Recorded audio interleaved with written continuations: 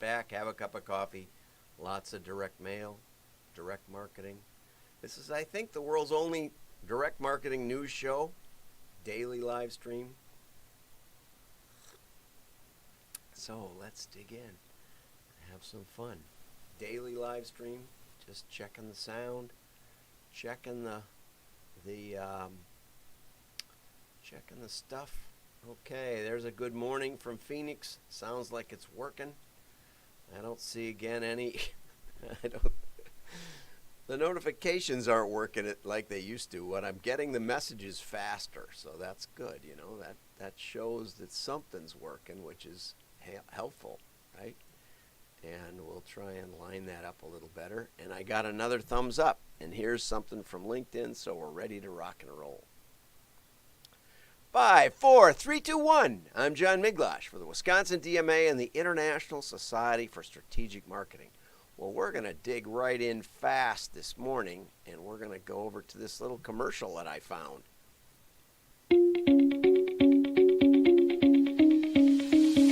To reach and convert, retain your best audience, you need the ultimate direct mail marketing guide. This free ebook from Sequel Response, Direct Mail 101, How to Grow and Scale with Direct Mail.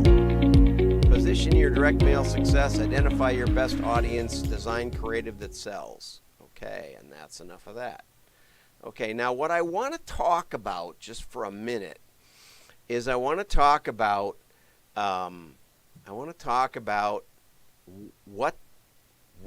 where we're headed here. Because we're headed into a dawn of direct mail. I'm seeing direct mail articles. Today I had a half a dozen or something. It's coming out in all places, in MSN, MSNBC, Forbes, all over the place. People are saying, hey, why did we stop doing mail? Digital doesn't seem to be working as well as we thought. You know, it's been like 12 years since we started collecting digital metrics. 2009, if you look at digital ad sales or whatever, or that sort of issue, if you search that on the internet, you'll find the measurement starts about 2009. So it's not long at all, right? Not long at all. Direct mail has a history of 150 years plus, right? So given all that, what are we going to tell people when they ask us about direct mail? That's the concern I have. The concern I have is that you'll give them a 20-second video that says they should do mail, or you'll give them an ebook or something else. Not Bob Stone's book that's this thick. I have a couple of copies myself. Hey, Michelle, I have a couple of copies of Bob Stone's book, both signed by Bob. One with a thank you for my contribution to the success of the book. I helped write one data channel and one analytics, or one chapter, data chapter and analytics chapter. They didn't use most of it. Ron Jacobs said, yeah, but you're telling people why they shouldn't listen to professors in college teaching about direct marketing. I said, yeah, I know, that's true. He said, well, I'm not going to say it isn't true, but this is a textbook. Well, maybe if you had more guys like me writing it, it wouldn't have the same problem. But anyway, Ron was wonderful, and I really always enjoyed working with Ron. But the point is, people aren't reading those kind of books so much anymore, and so we're just telling them mail. And a good example, I saw a video that mentions Every Door Direct Mail, which I think is a really great program if you're a small business in a local area. And somebody just said, don't use it because I put my own area on the list, and I never got a postcard. And so from that, they extrapolated to none of them got delivered at all. Well, it's a good test. It's always a good test to put yourself on a list. We call that seeding the list, okay? It's good for detecting fraud. We used to keep a log on anybody that would rent our list, and so we would know, not only would we know who they were, but we would have a copy of their mailing list, of their mailing piece, so that when that mailing piece came, we could check it off. They'd used it once. If they used it more than once without telling us, Big trouble. The courts were really good about defending that. And so that was a good way to do that. The other thing was that the number one source of data breaches in mailing lists was your IT department. Somebody gets mad, takes a copy of the list, and offers it to competitors. Okay? And if they're not scrupulous, they might mail it. If they know what they're doing, they won't, because they'll know that we don't have a record, and when we see their mailing piece, because the seeds are on there, and they're not necessarily in our town. We usually use people that were out of town that were associated with our company. They would get found out. So it's not a bad idea to seed the list with your own address, and in fact, it'll prove that it is getting delivered. And I know I've helped start about 4 companies in Everydoor Direct, and they all were really happy with it. Now, there are seeding services that will tell you if your mail got delivered all across the country and when. I've always thought those were silly because we started getting orders. That's how we knew that the mail had been delivered. It's much simpler than having this vast array of complexity. But the point is that there are advanced things and there are beginner things. And Direct Mail 101 may give your clients enough information to vaccinate themselves against direct mail, like this person did in the comments on a YouTube video about mail. So what do you do if you're a printer or if you're a USPS? What do you do when someone says, I want to do mail? The answer is, get them with someone who does mail. Not necessarily a vendor, not necessarily a printer. Yeah, good printers are great. But printers don't always know the back-end results. They don't know how to necessarily set up the split test or the why behind it, or the hypotheses, or the direct marketing. I'm not saying no printers do, but in general, printers print. I'm just saying.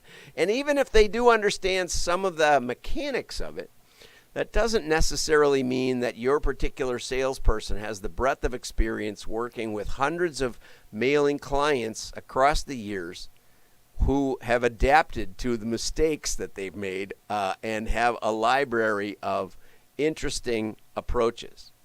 So it's really, really important as an industry that we start thinking about, what do I do if someone says they want to do mail? You know, yeah, you can send them right to Postcard Mania. I think that they do a great job, and I've messaged Joy a number of times. We're connected, but I don't think she's ever written back.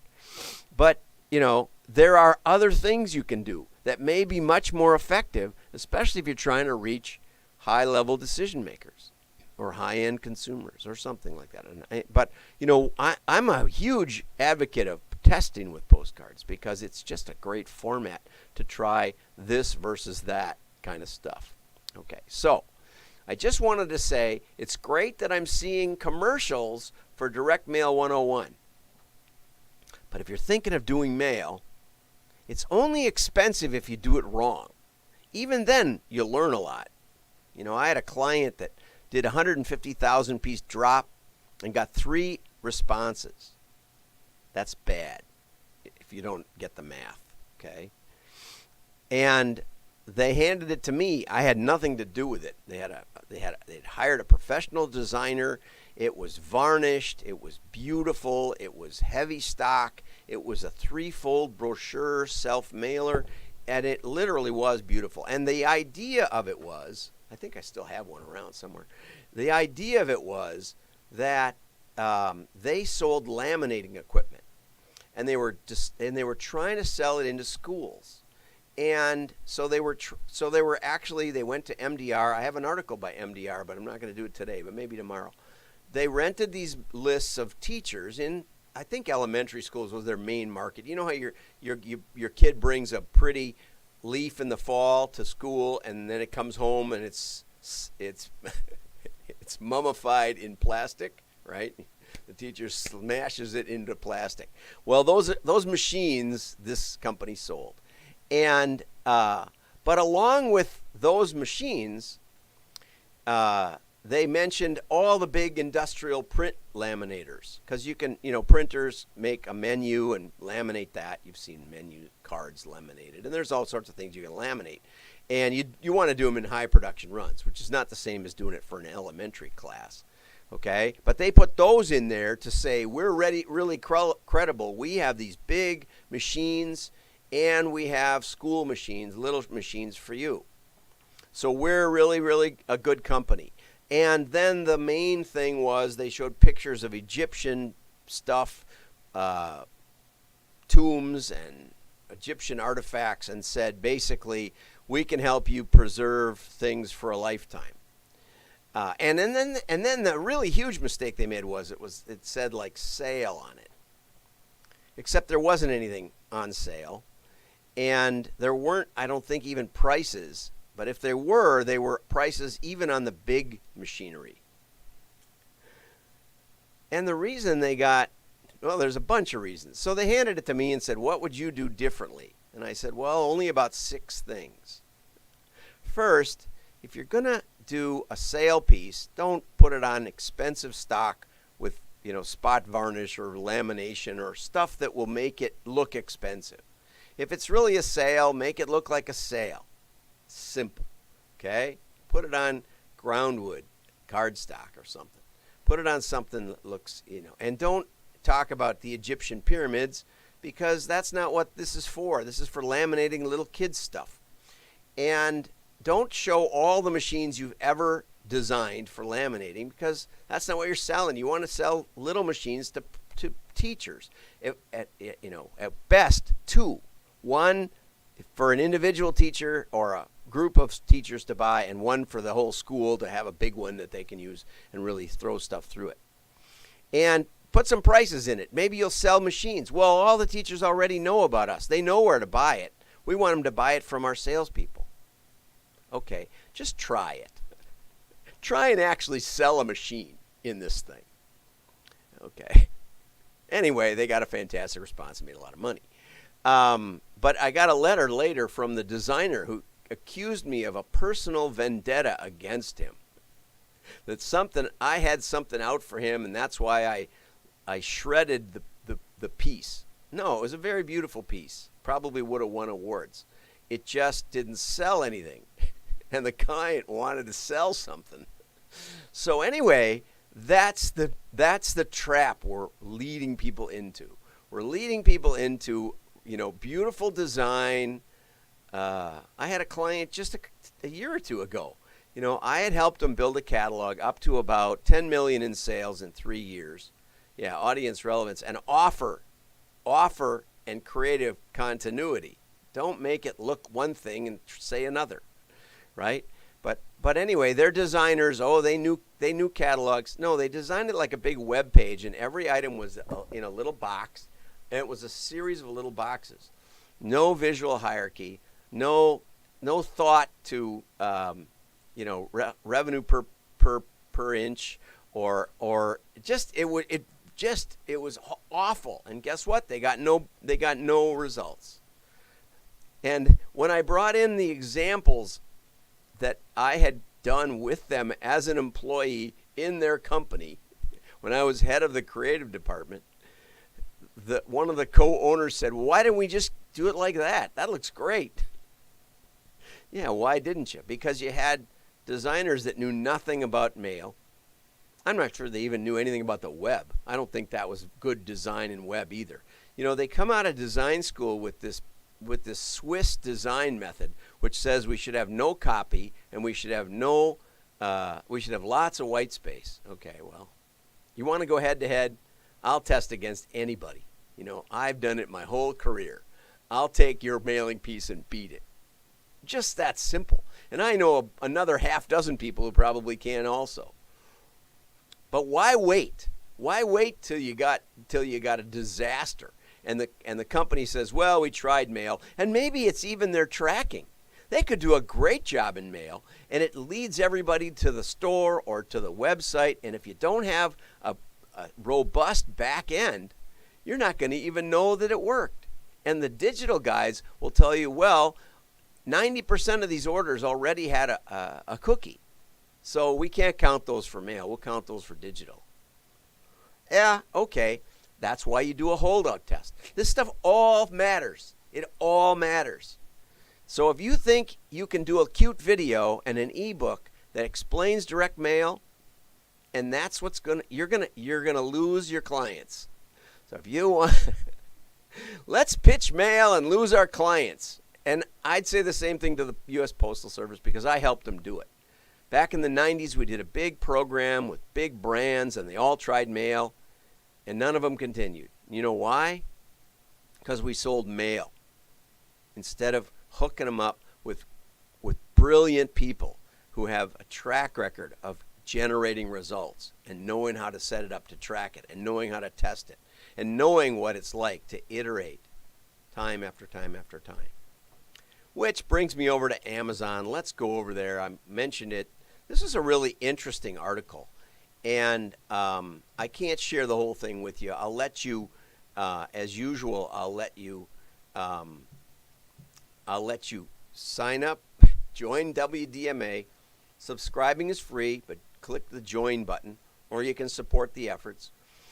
Amazon in 2014 invested $2 billion in India, and they've spent more than $4.5 billion of additional investments. But the Indian government has basically said, we want to work local, vocal for local. Where is that? Vocal for local. India's prime minister urged the 1.3 billion citizens to make the country self-reliant and be vocal for local. Okay, that's a pivot. In 2014, he basically said, we're going to be friendly to outside investment. And in some ways they have been, but not to e-commerce merchants coming in. And you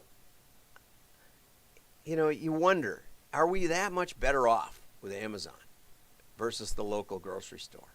When times get crazy, you'd still like that little grocery store. That's where I go for my big meat sale this weekend. So this is a really long article, and it talks about all the obstacles. And it says Amazon has yet to make money. Well, that doesn't bother Amazon at all. They're in it for the long haul, and they have ways of getting what they want. So I'm not counting Amazon out by any means in India. But there's some really interesting perspectives in this article. And I think it kind of fits with the long term of direct mail. Direct mail is an iterative approach. Every time you mail, you should be testing. That's the first thing I learned from Vic Hunter. Vic Hunter said, what's the first thing about direct mail? Always test something. Okay? Are you teaching that to your clients?